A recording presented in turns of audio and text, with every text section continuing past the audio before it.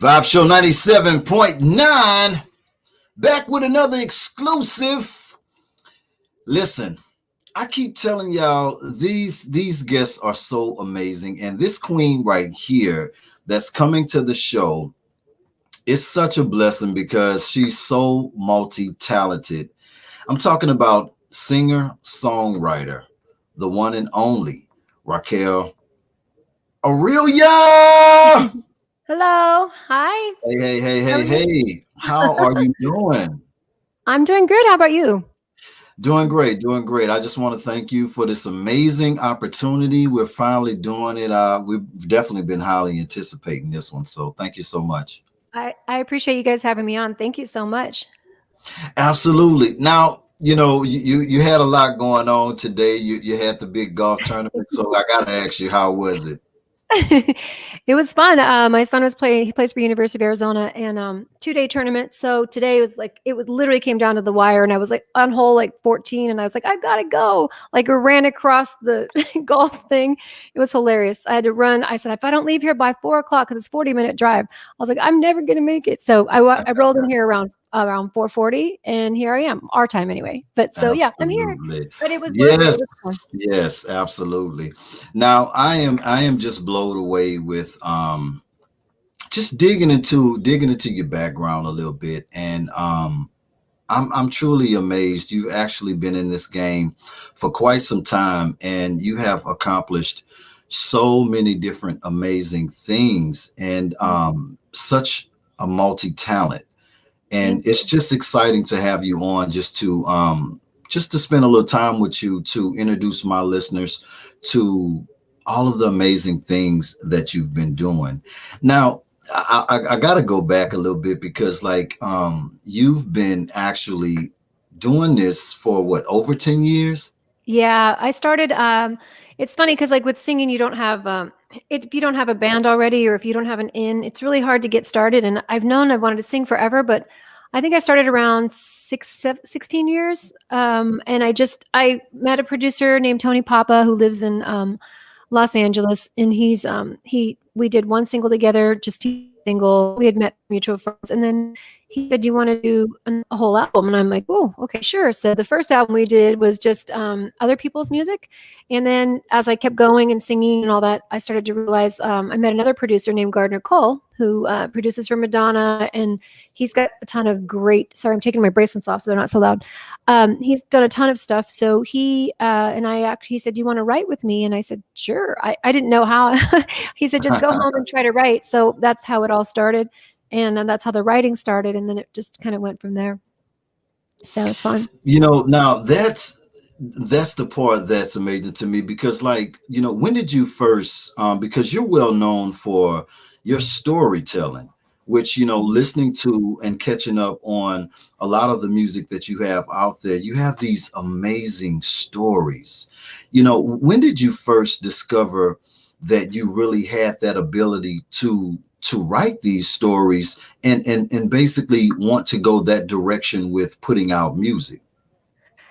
Well, when I went home and sat down and wrote the first song, it was called "You'll Never Know," and I just kind of drew from something that happened in my past, and I thought, you know what, I'm going to try and just. At first, I thought, well, how do I write a song? So I like researched everybody else and how they were writing, and I'm a big fan of Elton John and Billy Joel, and so I was like, everyone has a different style. Some people rhyme, some people don't. Some people rhyme every other line. So just started to tell the story. And from there, it's nice to just draw into realizing that, wow, I mean, this once you get going with it, you to talk about so much about.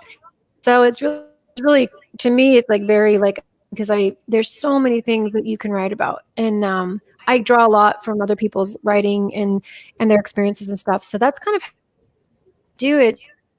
It's been the beautiful part. It's been so fun to like tap into that part of me, not knowing I could. And a lot of people don't realize they can unless they just sit down and really try. So that's kind of how it Right. happened. And that was going to be another one of my questions too. I wanted to know the inspiration? What's some of your Mhm. stories that you write based on real life experiences, or was it collectively based on, things that other people experiences, or stories that they may have shared with you as well? To be honest, almost a lot of my songs, I can't say all of them are about me, but so like the song I just wrote called "Pretty Roses," that is a I love that collaboration. song. Thank you. So what that song kind of came out of left field. It's not about anyone I know in particular. It just kind of I started humming the chorus when I was at home one night, and I just thought, this had such a pretty sound to the chorus that I that's how I write. Sometimes it just comes to me. So I was like, oh my God, this is a great song. So I met with a writer in Nashville. We started to write, and then he kind of got busy. He's the keyboard player for Carrie Underwood. So he was too busy to finish. So then I found another girl, and she wrote like a couple lines with me, and then she kind of disappeared because she has stuff going on, and she's a great songwriter named Jennifer Aiden. And so then I'm like, okay. So I met a producer named Mike Latanzi, and I sang it to him over the phone. I said, listen, I have this song. I've been sitting on it for almost a year now, and I want to finish, and I can't get anyone to finish with me. He goes, let's do it. Let's do it. Come in the studio. And so got to the studio, and I wrote the bridge. He came up with this beautiful melody for the bridge, and then I just wrote the bridge while we were in there and finished it. And it had been sitting for like I want to say over a year, so it was Wow, kind that of cool. song, you sat on it that long? Yeah, because I couldn't find the people that usually when you start writing with somebody, you want to finish the song with them because you can't just say, "Oh, I'm never mind. I'm going to go write." Right, right, So out of respect for them, I just kept waiting and waiting, and it just kept getting later and later. So finally, I just said, "I'm going to go do it," and I just tired of waiting on it.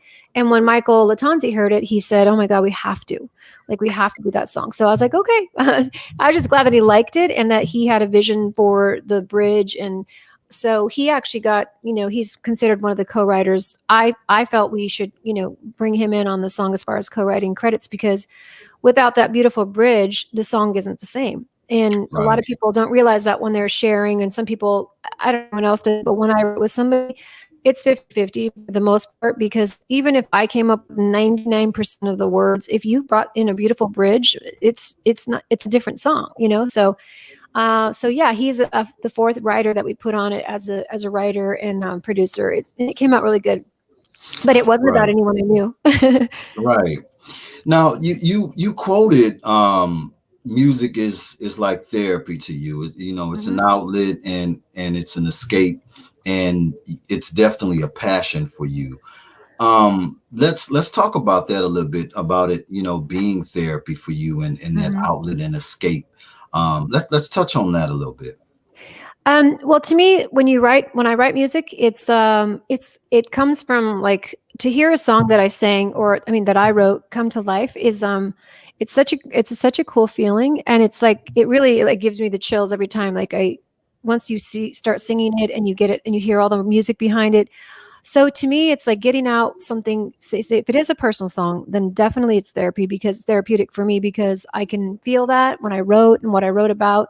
And those words just coming out on paper a lot of times makes you release that, like so Mhm. whether it was heartbreak or anything, if you write about it and you release it, even if people just journal, it really does help you have that just that release. Like it's almost like a that's why I say therapy because it's I write that's my therapy because it gives me that sense of calm and Mhm. I got it out on paper and now it's there and now I don't have to worry about it. Now it's not kept in here. It's out on paper. Right, right, So right. yeah, so it's been cool.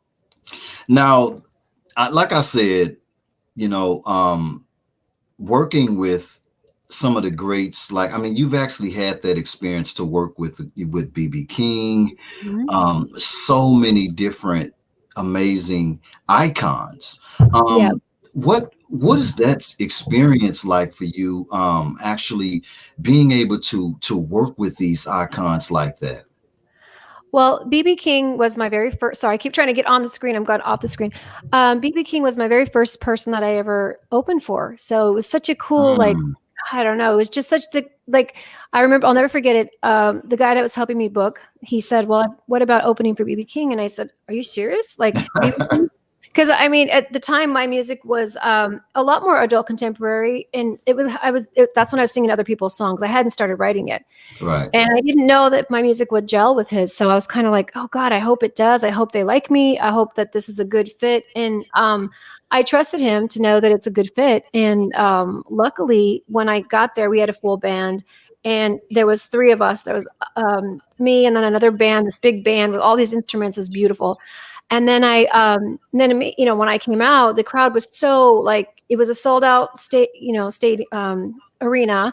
And just to hear like the people responding to our music is like, wow, this is really cool. So it really felt really like it was good. It was a good fit. And I didn't know, like I said, going into it, if it would work, because his music is, more It's totally bluesy. different. Yeah. You know what? I did a song called "For What It's Worth," and I don't know if you've had a chance to hear it, but I Yes, I redid I have. redid Buffalo Springfield's song. Well, it's not he's the singer on it, but I have a guy named his name is Kojo, and he's the coolest guy ever. And he rapped on the song, so he put a rap and a current like vibe to it, It and the was crowd dope. went crazy because he came out and he did it during the concert, and I was just like, so it. I think that song too really helped people warm up to me because it was kind of like versatile, made my music more versatile.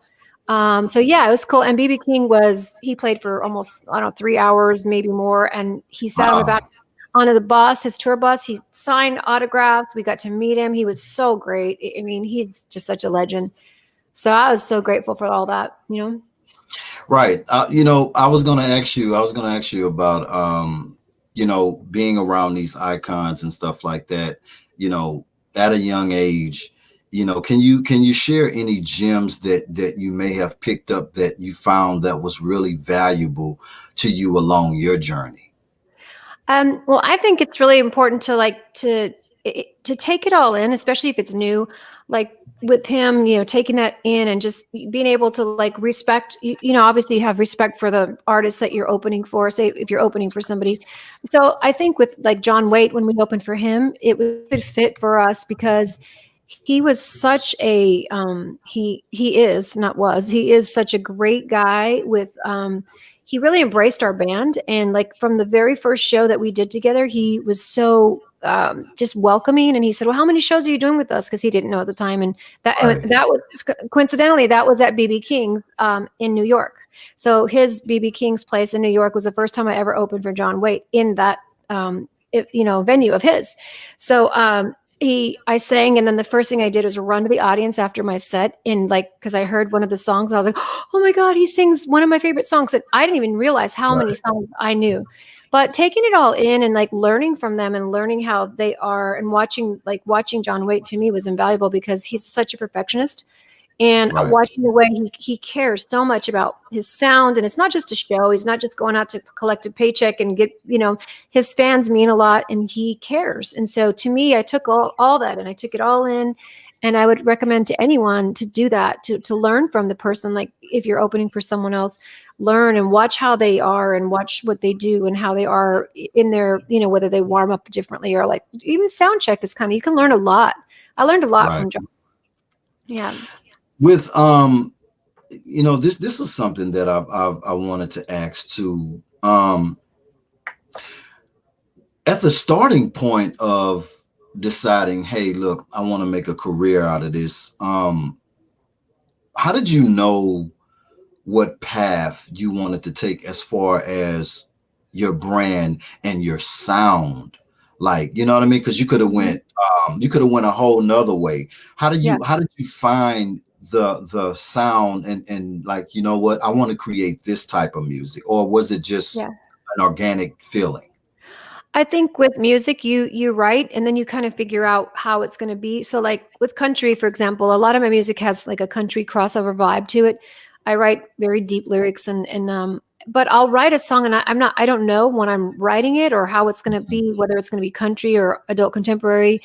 Never really sure until I really sit down and hear the melody. Unless I already hear, if I heard the melody begin, I can kind of tell. And you can make it country. So that's the kind of thing. If you really want to go country, you can put the instruments behind the lyrics to make it sound country. And I've done that with a few of my songs and shot them in Nashville because some of them were more pop. And then I had like say a country singer who has more of a country accent to her voice, then Hmm. sing it and see. It's amazing how different, what a different way and like life it takes on. So it's kind of cool to do that. And but I never know until until I start writing like what it's going to sound like. I mean, I never know if it's pop or country or like the last one I wrote, "Reaching Out for You" with Cam Carter.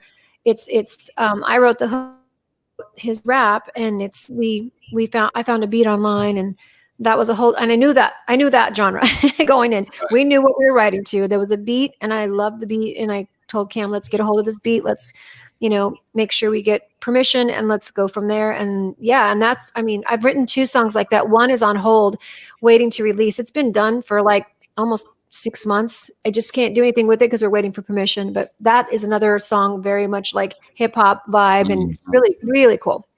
So I'm Wow. excited. See, that's what's I think that's super, super amazing about you is like I don't think that you're in a certain category.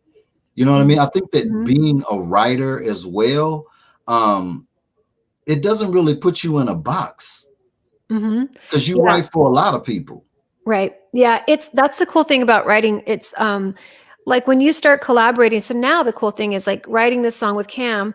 Now people are reaching out to actually speaking of reaching out, reaching out for me. They are reaching out to like collaborate and stuff to do more like because the hook was, when we wrote about the song, it was something that we wanted to write about that's going on in the world now. Hmm. But since then, I've had a lot of people reach out and ask if I want to write the hook on their song, or if I want to like appear on one of their songs, more rap or hip hop style, which I love because this is so fun for me. Like this, doing this kind of music is super fun for me. It's way different than I do my stuff, but it's still really cool. It's still fun. Right.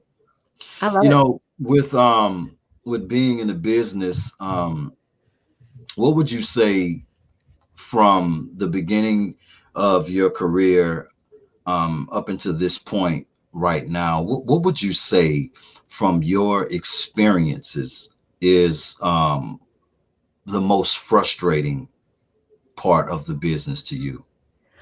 To me, I think the most frustrating part for myself is just knowing what door to open, like what door to knock on.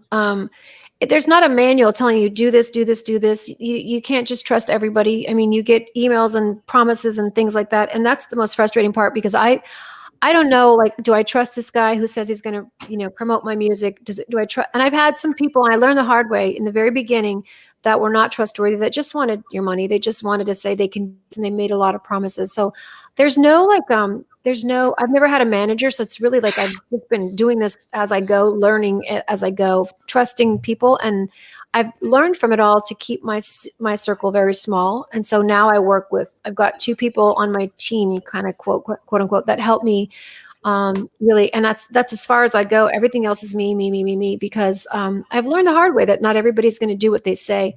And it's frustrating for me because I don't know, like, well, what door do I open or who can I trust?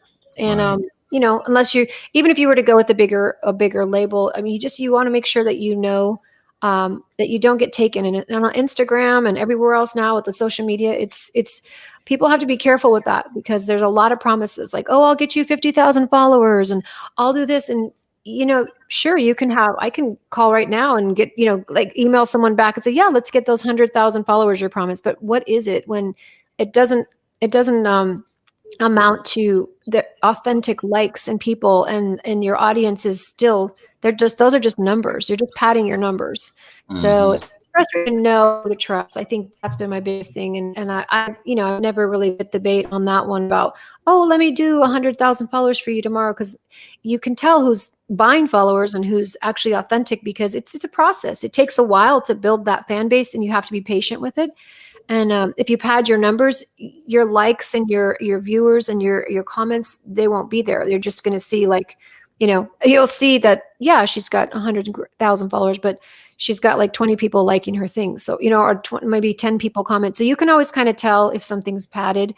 And so you got to be careful. You just have to be careful. And that's frustrating for me. But I'm Right. working. Mhm. Do you think that, because it's funny you mentioned that because, it's the business is different now. Mhm. and everything is somewhat controlled now with us being in this cyberspace now. It's Yeah. like, it's hard to tell because it's like, it's all of these different services that being offered. The streaming Mhm. services are being controlled now, Yeah. and it's just like, you got to kind of find your way, like you said. But I can understand the frustrating part of it because Mhm. we're living in this social world now, to where it's Right. like, and then it's so much music being introduced at one time. It's like you just Yeah. got access to. It's hard to even fall in love with music anymore, like how Yeah. we were able to fall in Yeah. love, like we could fall in love with that entire album. Yeah, I love exactly. this album. Now it's like I got a playlist with all of my songs on it, and it's like you're Mhm. putting in the work on a project, and they're Yeah. just pulling out the songs that they like, not really diving into the full Yeah. project.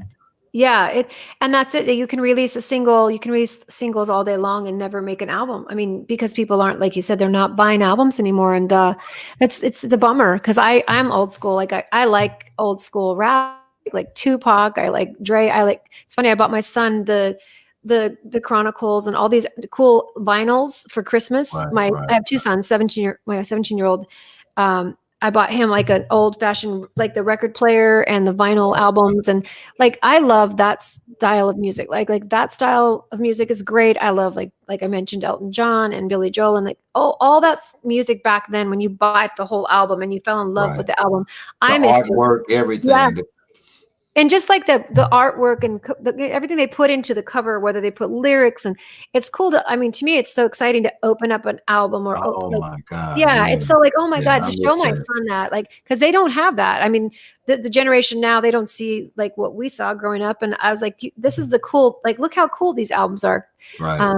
Because that all started because he has some Beatles, really cool Beatles Abbey Road framed in his room, Oh, and really? so he's the one who asked me, hey, would you buy me some for Christmas? Can we frame some more albums? And so then when I did, I was like, well, let's just go one step ahead and buy the album, the little, album player, like album, no, album player, the record player, and that way you can see how it used to be, and it's kind of cool just to see his reaction was like, well, because the turntable kind of thing is not unless you're a DJ, you don't Right. really have one. So, but yeah, it's really, I miss that. I mean, like I haven't written an album, a full album, because like we just mentioned, no one's really doing. You do an EP, you can drop 5 or 6 Right. songs together, which is kind of fun, which I'm doing soon. But it's just not the momentum to have a full album. Is not like you're not going in that direction because most people are just buying your single anyway, and then you need time to plug the single over and over and over. So it's Right. like it's a tricky process. Right. You know, how difficult was it for you, because I feel like learning, it's like almost like with this new wave now in the new era that we in, it's almost like learning the business over again, because a lot Hmm. of the older artists were conditioned to the old way of putting out music or whatever. Has the transition been difficult with you? I mean, yeah, it's great to be able to record some music, put it out the Hmm. night, you know what I mean, Yeah. like, but at the same time, I think I think the process of it, then, it may have took a little longer, but I felt like it was more appreciated, with everything that was put into it, the groundwork, Hmm. fan engagement, still doing the signings, and being Hmm. able to, how was the transition, for you? Well, see, with me, everything, like being able to tour and see like what that's like, and like see fans and meet fans, and going to that whole thing, and it's crazy to like think now like how it's changed. And so to me, the whole process, it's just been an adjustment because it's all so much, everything's so like digital. You can Right. make it, you can drop a beat, you can do this, you can do that, and it's not like old school like used to be, go in the studio. Like when we made my second album, I was in Nashville, and like hearing, like watching every process, like watching the Yes. drummer, Yeah. watching the guitars. I mean, I was part of all of it because I just took it all in. Like this is like listening to these talented musicians play. I'll Right. never forget it. There was a violin player who plays for Ricky Skaggs, and he must have been like 20 years old, super young guy. Wow. He walks in, and he's going to do this song called "There's Still Time," and it's a really beautiful song that has like, I wanted really haunting, almost haunting, where you get the chills. Strings. And so the producer, Billy Smiley, said, let's get this guy to come in and play strings. And he walked in and he heard the song, and within minutes he charted and charts this thing and just starts playing this beautiful violin. And I'm just like, my Blown jaw dropped. away. Like, but it was so cool for me to see every little step of the way, like how it's made, and not just be like, yeah, because I mean, I could have just said, yeah, let's do it. And they hired the musicians and I wasn't a part of it, but I Right. like to be a part of all that. I like to see it all come together. It's really Right. cool to me, you know? I So, think that, you can, well, if you are into music, the way that I feel that we are, and a lot of other people mhm. who adores music and adore the process the way that we do, I think that you can kind of tell the people that put the work in and really go through the process of, though to me, I feel like that's Mhm. the more timeless sounding music to me. Yeah, yeah. I agree. I totally agree. And I feel like it's, you like that's why I mean it's a bummer that we have the pandemic for many reasons, obviously, but just with music, having to do everything online now and having to like you don't have that intimate fan connection. Yeah. It's been tough. So like I mean I've done some like 5 different charity events for Brevon Capital. We just did a big huge thing with the Andrea Bocelli Foundation, and it's nice and it's cool because we can interact like you and I are doing, but like it's really hard to replace that interaction in person, Yeah. that live, like being on stage. And so here in Arizona, we're fortunate because I don't know. I mean, I don't know if it's smart or not, but we're open for the most part. Like everything, our numbers are extremely high with the pandemic, but it's almost like a catch-22 because we're open and like I can still go hear live music. Like if there was somewhere tonight, like very few places are doing it, but like I haven't performed live since the pandemic, but I've gone to hear like a buddy perform because he's performing live, and like, people are just getting out of their comfort zone to see if they want to get back out there. And I'm going to see how Nashville's going because right now that's usually where I go the most to perform. But I Right. see that they're starting to do more shows and more live shows, and I think that's really hard to like, just replace that whole thing, to replace the interaction that you get to meet people when you're there and they get to hear you. It's very intimate. It's Right. nice. You've scored hit singles, and you've hit Billboard. What is that experience like for a lot of the inspiring writers and artists who have not achieved that success? What is that like? What does that feel like to actually chart and have something on the Billboard like that? Well, the song we charted with was called Feels Like. Speaking of feels like, and it's such a cool thing to like know, like when you go to radio is an entirely different animal. So it's like, it's tough because you go to radio and you're up against everyone. I mean, you can name just a thousands like musicians that are going to be charted no matter what. They're going to throw a hit out. It's going to get charted. Like, Right. so now it's so tough because like, it's tough to do that. But like with ours, seeing my name like next to like John Mayer and Avril Yeah. Lavigne, like I'm like, oh my God, there's my name like in the middle of it. Like it's like that's so great. Like it was such a cool process to see that. And radio is a process. Like when people do take their song to the radio, it's not that easy. Like you really have to promote, and it does cost. It can cost. Promotion for radio can get pricey too Oh, because you have to trust me. keep promoting. And so it's nice when I've had people play my music just to play it. Like I've had a lot of people during the pandemic like, can we play your music? I'm like, oh my God, that's great. Because versus in the past, I was plugging and knocking on doors like, can you play, like doing the promotions. Like for when we charted, we did a lot of work on the campaign, and luckily people responded well to the song, and we ended up getting charted. It was amazing. Now, But it's Rob, nice. Yeah. now I gotta get on you now because I think I'm gonna go back now. If I'm wrong, forgive me, but I Okay. really think that I asked you to send me the latest song. Did I not do You it? didn't. No, you did not. No, you did. Oh my God, I'm so sorry. No, you I'm did so not. sorry. It's funny because there's not going to be a good enough excuse. I can't even come up with one. I I I'm on. I can't even. I don't even know what to say.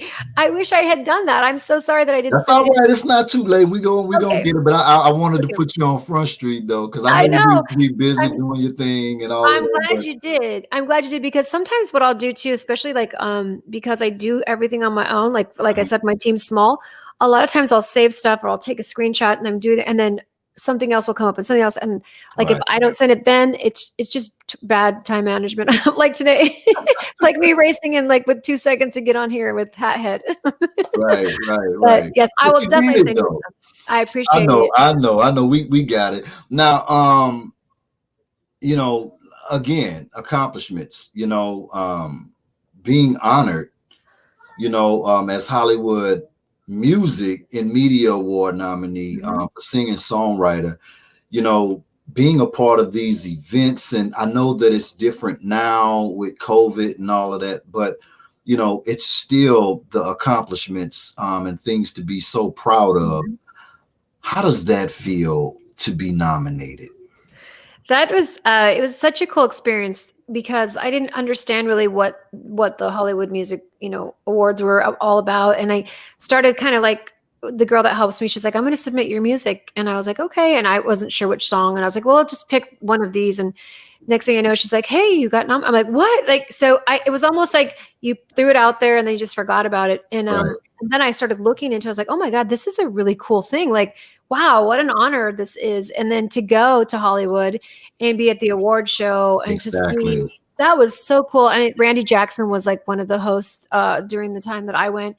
And just to see like everybody there and all the different musicians and see it, like it's a big production and it's really cool, to have that. So I was like, wow, this is really, I didn't even realize how big it was. Sometimes you don't even know. You just say, okay, I'm going to try it and then see what happens. So I like how you humble and grounded with it. I like that. But you've been doing your thing though. You've also had music featured on MTV, Mhm. MTV's hit TV shows like The Hills, The Mhm. City, and Take the Stage. Those placements are big, Rock. So tell me Thank about you. that. Let's talk about that being played, having those placements like that on these big shows. That was wow, that was really awesome for me because I didn't, it's like again, like we're starting out and I'm like my own one man person. Like I haven't had a manager yet, so I don't know. Well, this guy is going to help me shop my music. Do you think he's going to do it? Is he good? And the next thing I know, I was working with a guy named Matt Raquel, and he's the one who plugs your songs and plugs your stuff. And he's like, just send me all your music. Let me start plugging. Let me help you get it out there. And that's how that happened. He plugged it and started pushing it in, and we got picked up by 3 of the shows. So then I'm like, oh my God. So to me, everything, I'm extremely grateful person in general, like with everything, like even today with my son winning, I'm like, oh my God.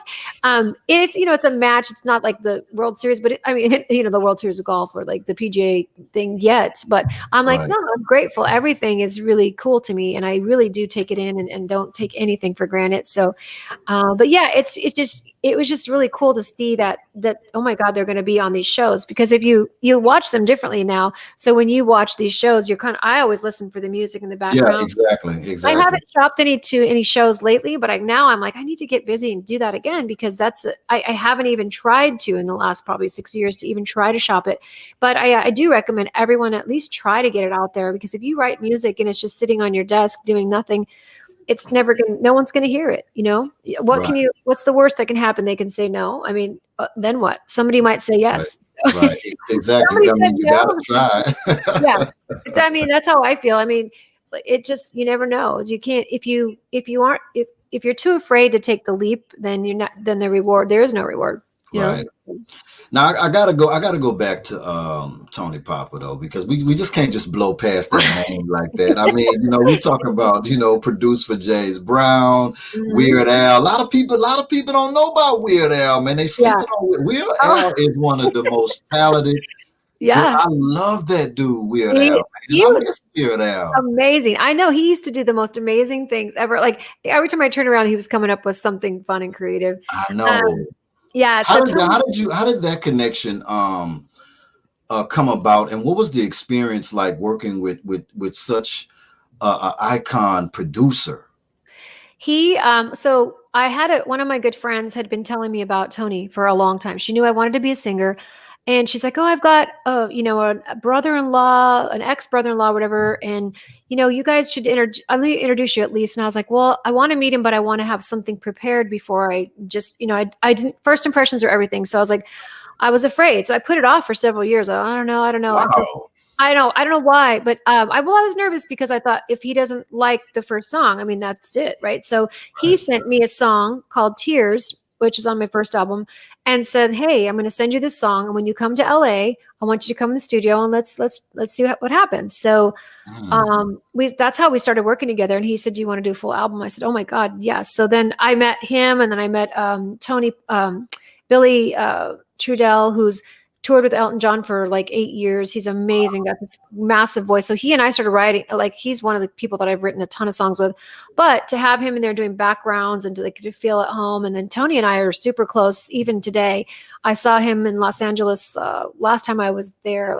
It's been about 6 months, maybe longer, before the pandemic. I should say it's been longer than that. But he is such a great guy, and he was actually kind of like an acting manager for me. He really took a different role, like, "Hey, let me help you. Let me make sure it sounds right. Let me make sure this is right." When we opened for BB King and all the different festivals and things that we were doing to start off with, he was a big influence behind, big part of that. And I was so grateful for him. But he's amazing. I mean, Right. just so talented, Right. very talented. Now, being a star, um, has anything changed in your personal life as far as like friends or friends acting different, or as you're rising, did you have to maybe change up a few things, or things that you may have noticed, or just No. the experience? No, I still am that girl on the baseball with the baseball cap on today at the golf course. Yeah, no, I have a really great support group, and they're so supportive of everything I do, and I've like I have. All like my family is super close. So if I have a new song, I'm like, "Hey, I like play it out and throw it out there. Like, what do you guys think of this?" So they're big on what happens, like, whether or not the song was good, or whether or not like they liked it, or so it's been. They No, honest with you, nothing's changed. they'll tell you, I Yeah. don't like that. Well, in fact, it's funny. I sent my stepmom reaching out for you before it was done, and I had only heard it the first time, and we hadn't quite mastered the sound yet. So we were kind of like, "Well, what should we do?"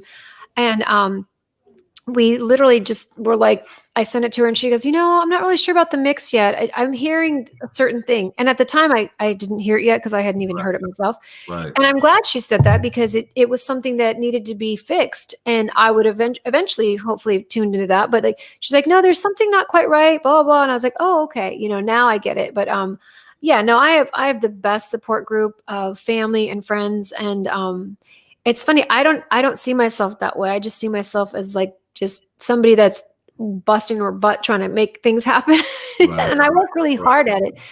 So I'm a hard worker, and I do work really hard. I treat people the way I want to be treated. I'll always be that person. Like, it doesn't matter what happens. Sorry if you keep hearing an alarm, my house alarm. Somebody walked in the door. So it's always going to be, to me, you treat people how you want to be treated. And luckily I have a good group of friends, and I treat them great, and they treat me great. And even with people that you're meeting online, and people that say they like your music, and taking the time to write back. I try to write back.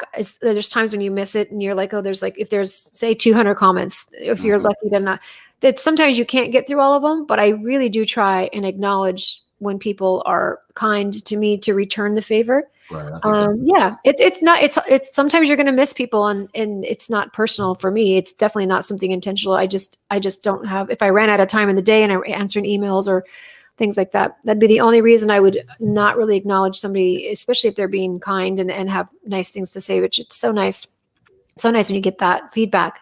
right. So I appreciate it. With with loving the game the way that you love the game, does it affect you in any type of way? And you gotta to know the history on a lot of the musicians and artists that influence you. Does it bother you in any way when you hear their stories and make you feel some type of way at times, as far as, moving forward in the music business, with knowing that, for instance, let's just say, In Vogue, with all of the, albums that they've sold, Mhm. millions of albums and platinum plaques, and you hear the new edition stories, and you hear the SWV Mhm. stories, and Mhm. Tony Braxton's, and all of these legendary people. And then, you hear their stories, and you're like, they wasn't making the money that they, Mhm. they was making Mhm. 2 cents per record. Like, Right. do you think about those type of things when, being in this music business? It's hard because I think if you're doing it for the right reasons, Mhm. a lot of people, if you're doing it to make money, like, oh, I'm doing it because I want to make millions of dollars, or I'm not getting paid right, or that is hard for me to understand because, like, at some point, if music is really your passion, unless it's really the only thing, like your bread and butter, and everyone has their own story and their own journey, and so it's hard for me to judge what those girls or any of them artists that previous have gone through as far as what they needed, or say they were only getting. It is frustrating for them in a way. Like, I kind of see both sides. If they weren't getting money for really stuff they were doing, and now they can stream everything for free, so it's really hard. Like, it's Right, really hard to make money in music with everything being streamed for free. right, So, but I do see, like, you've got to really sit there and say, why am I doing this? Like, I want to make music. If it's not broke, don't fix it. So, like, you got a beautiful band that's working, and get your egos checked. That's the biggest thing, is get your ego checked and make music because you love it. Like, I watched the Bee Gees the other day. I don't know if you've seen their I love. special. I actually taped it. I've watched it four It times. was so I, good. I it, was it, just, it was heartbreaking too, though. oh Like, God. it But just, they almost got me with that one. I think I yeah. had to catch a tear. Yeah, But it was it so was well done. sad. Well, and they just loved the music, and to hear Yeah, their story, and, like, to see their path, and, like, never their perseverance going through everything, and then, like, just the passion, and, like, the old school ways of how they did music, and just even when music, like, even when disco was, like, like, not like very liked upon at that point in time, and right. that they They were kind of considered got caught up disco. in the Yeah, shuffle with it, though, because their yeah, music wasn't really like that. It was like yeah. they kind of set the stage for it, Mhm. but they were bigger than disco, though, for sure. Oh my god, but to see the passion that they had, and to see that and I really feel like that's why they were so successful, because not only was one person passionate, but they had 3 people that it could have gone, like, you see these bands, like we were mentioning, that Yeah, can get a little bit, the egos get involved, and one wants to be bigger, and one wants to be the star, and if you can really make music because you love it, and you really, it's in your heart like they did, that's why they did so well. I mean, they were a family, first of all, which helps, but that could also be not so good. But they right, were supportive of each other. And, like, so me, like, being by myself, not having a band, I try to keep my circles tight as well. Like, the guy that I work with, his name is Damian Martin. He's ridiculous. He's an amazing guitar player, so underrated. He's in Nashville. There's so many amazing musicians in Nashville, but absolutely. he is somebody that, like, from the first time we did a show together, I'm like, this is my guy. This is the guy that I want to play, whenever I do Travel with a me, show, and yeah, travel and do everything. And it's funny because we get along really well. And so, like, even when we went to do like a mini tour in New York for something, and he was like, I'm pretty chill too. So he's been on tour with a lot of people, and I'm just more laid back. And he and I are just friends. We went to dinner, we hung out. Like, it's nice that we have a friendship. But yeah, I try to keep that circle small. But with the musicians, like, you want to know people that are like-minded, that really have, the passion. Like, so if you're making, 2 cents on a download, I mean, it takes a while. Like, if you don't get paid till $100 and you're getting 2 cents on a download, it can take a little while to get that $100, but you're going to get there if you keep plugging away, just keep pushing and pushing your music. Eventually, hopefully, if you're putting quality things out, that people are going to respond, and not, my music may not be for everybody. Some people may love it. Some people like, maybe it's not their thing. I mean, everyone has their taste, right? But right, I believe that if you work hard enough, like we do, like even with our single, reaching out, Cam's working on stuff, and I'm working on stuff. We're pushing, we're promoting, both of us in a different way, so that we can both, do as much as we can with it and get it out there to share it. right, right. Now, 2000 has just been a nightmare for the entertainment business and for the world overall. How how has it affected you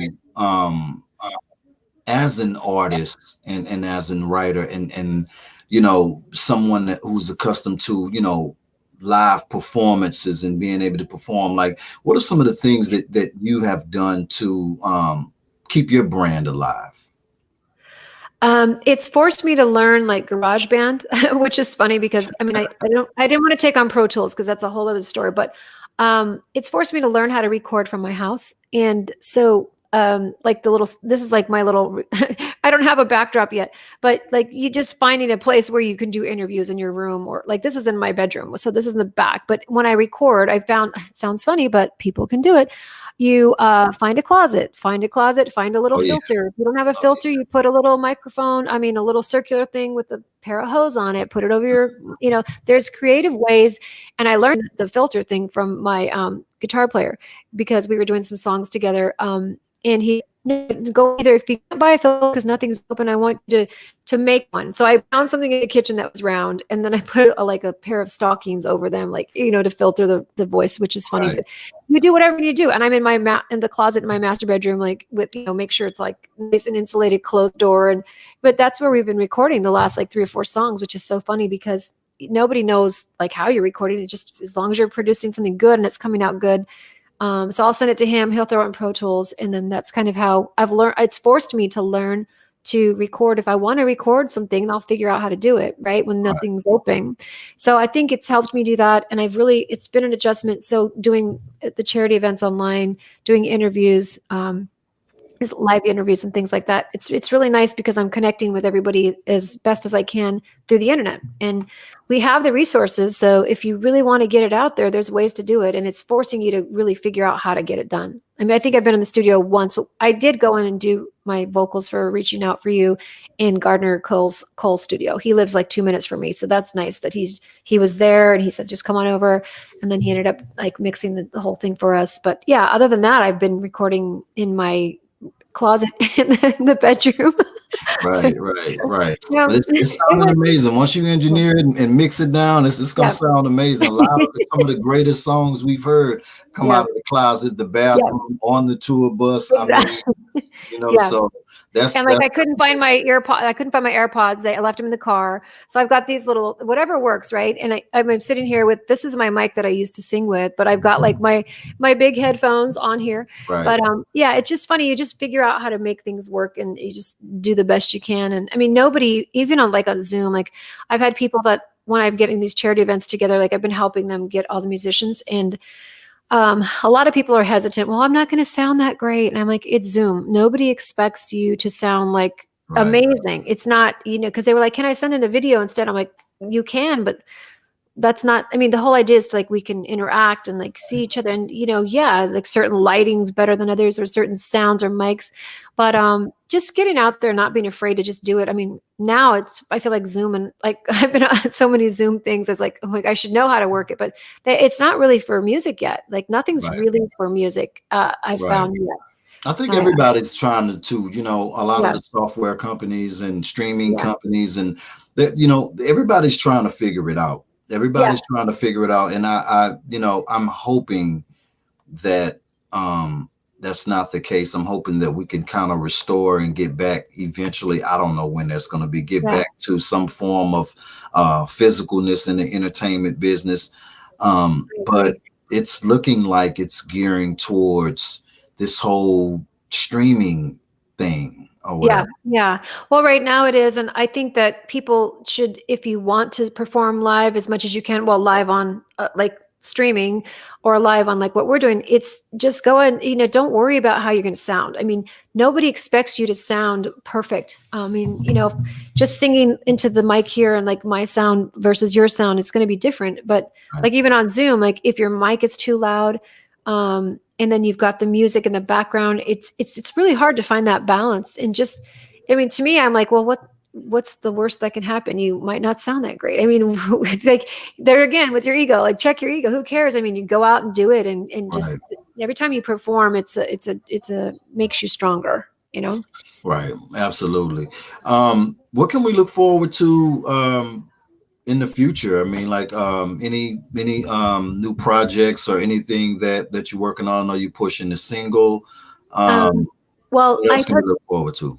I mentioned I do have a single that's in the works. Another one, and as soon so it's tricky when you like with not I don't know if people know the rules on this, but like if you have a beat, if you borrowed the beat from someone, you Hmm. can't just go out and say I want to use that beat, and then there's work involved. So the song that we have, we borrowed the beat from an artist, and we're waiting for permission. We had permission a year ago, and Hmm. then everything again sat. And I couldn't get a hold of the guy. And I'm like, we've got this song cannot sit. We need to remix it and we need to get on it. And so then by the time we went to do it, the people had changed the management. So now we're waiting on permission from the new people. So I just want to do it right because if this song hits and it does well, I don't want to be sued down the road. Like they're like, hey, that's what because people Right. will know the beat when they hear it. They're gonna go, oh, I mean, it's such a cool beat. So I'm excited about it. So that's in the works. And then I'm gonna do. I think I'm just gonna do an EP with like 4 or 5 cover songs. Like maybe release 2 of those, just 4 at a time, because people love covers, and these would be all together if they wanted to do like the album type thing. Even though I say album, but the EP. So that's what I'm going to be doing next. We're just remixing them all into one, like so they're mastered together with the same sound. So we're gonna do like 4, and that's coming up soon. We're just trying to get it done now. And so yeah, those two things are in the works. And I'm always writing. Like I'm just gonna collaborate with the couple new artists that I just met on Instagram. So that'll be fun. Absolutely. It definitely will be fun. Now, let's do some shout outs before we get out of here. Let's do some shout outs. You can give some roses to anybody that you want to shout out and show some love to. Oh goodness. Wow. I don't even know. Well, I'd like to give a shout out to Cam Carter because he's on this new record with me, and he's been, it's been fun working with him. Shout out to Katie Cole because she's part of my team and she's been helping me do everything, and she's an amazing musician herself. Gosh, shout out to Bourbon Capital, who's been doing all these charity events in this time when everybody is, freaking out and doing everything. They're giving back, giving with 5 different events. So that's a big deal to me. Like Wow. I really respect and admire the work they've done. But gosh, shout out to my boys and my kids, There you go. Chaz and Gavin. And congratulations to my son winning today. So that was huge for me. So Right. yeah. Right. And anything that you could share as far as some uplifting words for anybody, because it has been a tough time this year for a lot of people. And, it just seems like the world is in a crazy space right now. Everybody's Mhm. upset. A lot of people out of jobs. A lot of Yeah. people lost loved ones. A lot of people have COVID. Right. Artists can't perform. A lot of people didn't save up money, was, balling, and now they looking crazy, trying Yeah. to figure out what they're going to do. Like, a lot of people want to give up, just Yeah. any uplifting words that you can give them to uplift them and inspire them.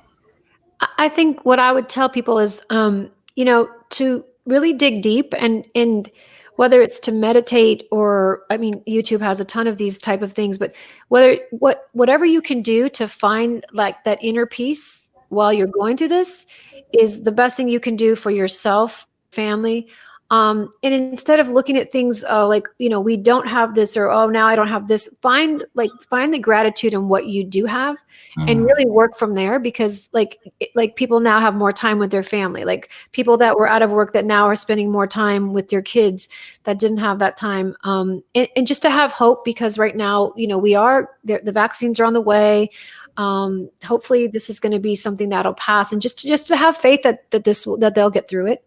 And not, I know that's easier said than done because everyone's situation is different, but like, Right. to really find that inner peace with some meditation or anything you can do to just know that everything's going to be okay. And it will, this too shall pass, right?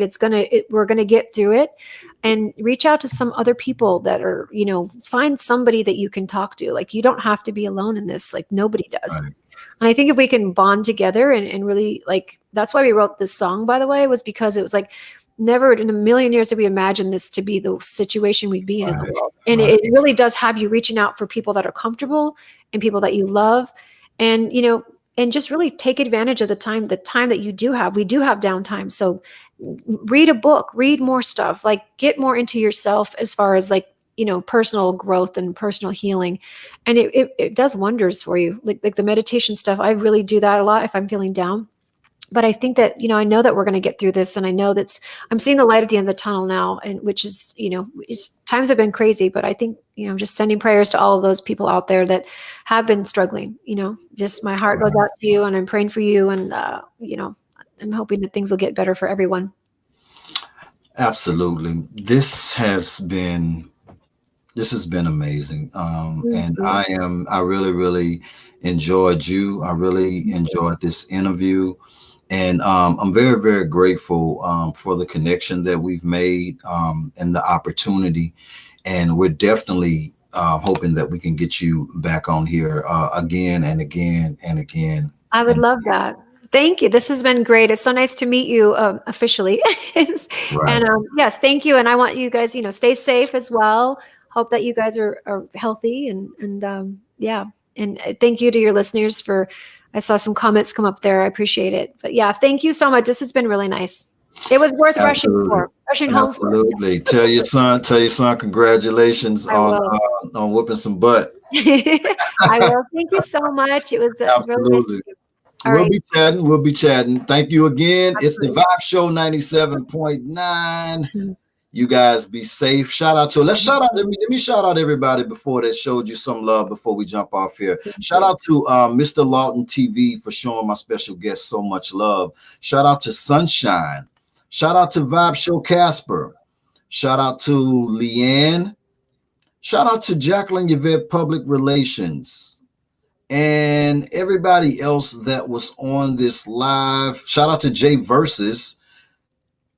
And shout out to everybody else who showed my special guest so much love. Again, it's the Vibe Show 97.9. You be safe. Make sure that you mask up when you out there and about.